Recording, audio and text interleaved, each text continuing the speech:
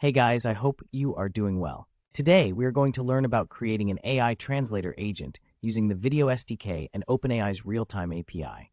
In this project, we have integrated the VideoSDK for audio and video calls, along with real-time APIs to create AI translator agents. Now, let's quickly jump into the architectural pattern that we have followed. We utilize a client-server architecture for this project. On the client side, we are using the React SDK, and on the server side, we've employed Python as our server technology. On the client side, I divided the functionality into three parts.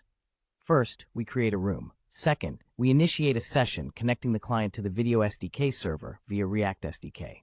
Finally, we invite an AI agent by providing two key parameters, the token and the meeting ID. On the server side, we handle that request by starting a background task. In this background task, we create a Python bot that joins the VideoSDK meeting. Now, here's a quick overview of our approach. On the VideoSDK server, we first create a room. For state management, when the client joins, we create a room for that client. When we invite the AI agent, there will be two participants, the client and the AI agent. On the server side, while we handle client streams, it's crucial to follow fundamental audio processing principles. Therefore, on the background server, we will process audio buffering, frame processing, and audio conversion. Additionally, for OpenAI integration, we will manage real-time API connection, audio transcription, and audio response handling. This wraps up our architectural overview. Now, let's dive into the code and explore how. For the coding part, we will first clone this GitHub repository, which is available in the VideoSDK community organization. Next, let's copy this link to clone it to our local setup. I have already cloned this repository. Additionally, we need two tokens for this project. The first token is the VideoSDK API token, which you will obtain from the app. The second token is the OpenAI API key, which you can get from platform.openai.com. Now let's quickly dive into the coding part. For the client setup, we will navigate into the client directory and then copy this example into the env file. We will paste our VideoSDK token here. On the server side, we will create a Python environment variable and install the required dependencies. Additionally, we will copy this example into the .env file. Remember to also paste your OpenAI API key here. You can run this application using Unicorn or as a Python API server. On the client side, you can run the application using the command npm run dev. So guys, here I have already done the setup. I have copy unifile. I have installed all the dependencies. I have also created virtual environment. So let's go directory structure one by one. We will export first client-side folder. In client-side, we have used React.js. And in SRC, we have components. There are meeting controls, which will help us to control the meetings. And there is one or more participant card, which will help us to show the participant in a grid. There is one also meeting store, which will help us to store our meeting token. And there is app.tsx, which is our entry point in React.js, in which we have used meeting provider, which is VideoSDK client-side providers, in which we will pass meeting ID, mic enable of participant, webcam enable or not, name of the participant, debug mode, metadata, and token, and join without interaction. So this will join our client into the meeting on a UI or a browser side or on a client side. Let's run our client-side application to create more ideas. To see how the client will look, we'll use npm run dev and go to localhost 5173. Our client will look something like this. Next, we'll create a new meeting. Please enter your name and join the meeting. Make sure to allow access to your microphone and camera. Now, we have completed the setup for the client side. Let's quickly proceed to download the server side. On the server side, we have main. This Py file functions as a fast API Python server where we handle the join player request. In the join player request, we add a background task which involves server operations. These server operations create an AI agent object that helps us join a meeting using the server or Python. The AI agent will require two parameters, the meeting ID and the token. We will join the meeting by calling this method. Now let's quickly jump into the details. So let's understand AI agent class first. In AI agent class, we have initialized our meeting configuration first, and also we need to initialize the meeting object. So let's understand the first on meeting join event. We are going to connect our OpenAI Intelligent to WebSocket server on meeting left.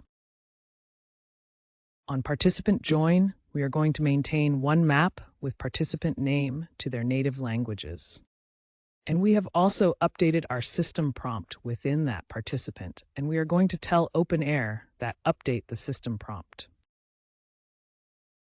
On Steam Enable event, which is associated with the participant class, on Steam Enable, we will pass audio stream to the OpenAI Intelligence client, and on Stream Disable, we will cancel that, or async IO task.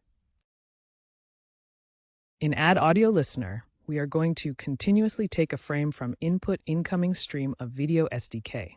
We are pre-processing this stream to convert PCM frames, which is required to OpenAI Intelligence client. Yeah, so this is it for the AI agent class, and let's quickly move towards the OpenAI Intelligence class. So here is our Open Intelligence class, in which we are passing some model configuration parameters and our real-time API session with parameters, which model we have to use, instruction of the model, input format, output format.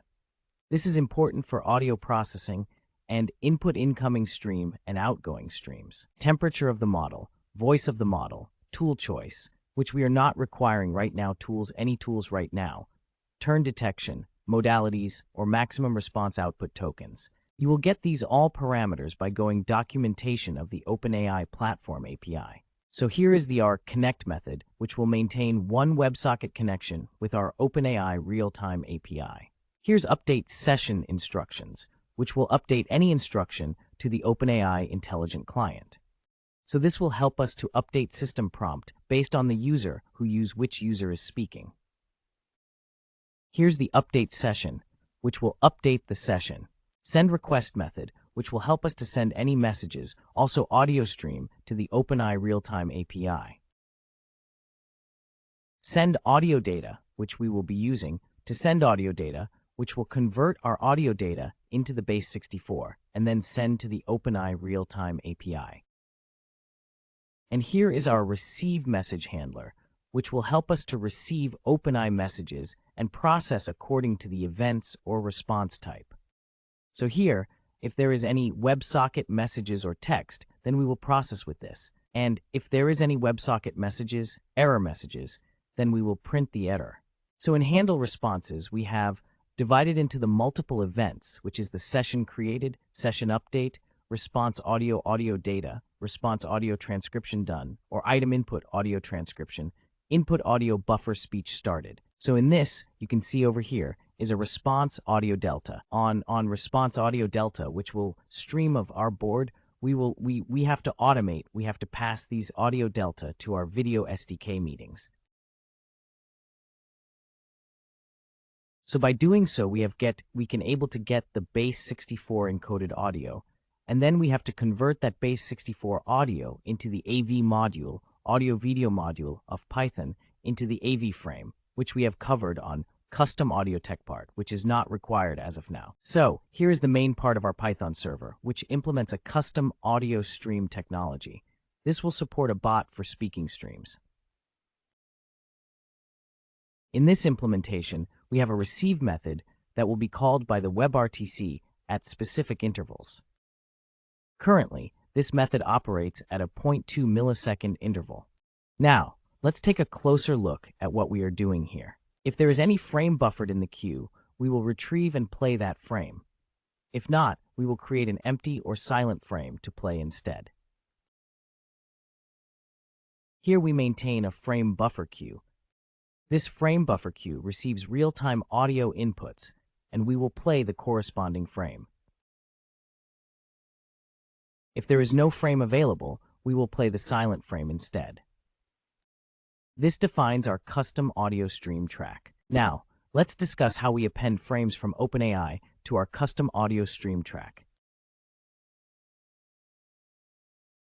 This is achieved through a process called audio, which runs continuously. If any buffer is available in the queue, it converts that buffer into an audio frame which is then pushed into the frame buffer. So, the majority of the directories concerning agent, intelligence, RTC, and utility functions have been prepared. Let's quickly run this Python server and view a demo. So I have already started my client application, which is running on 5173 port, and I'm also running my server, Python main.diva. Yeah, so it is also running on 8000 port. So let's quickly jump onto the client. I'm going to create a new meeting, adding my name, choosing a language in English. Create a meeting. I'm also inviting one of participants to join our. Hi Razveer, how are you? Rajveer, आप कैसे हैं? आप कैसे हो? I'm doing well, thank you. How about you?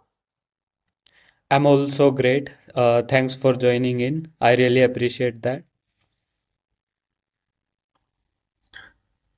साथ जुड़ने के लिए धन्यवाद. मैं आपकी सराहना करता हूं.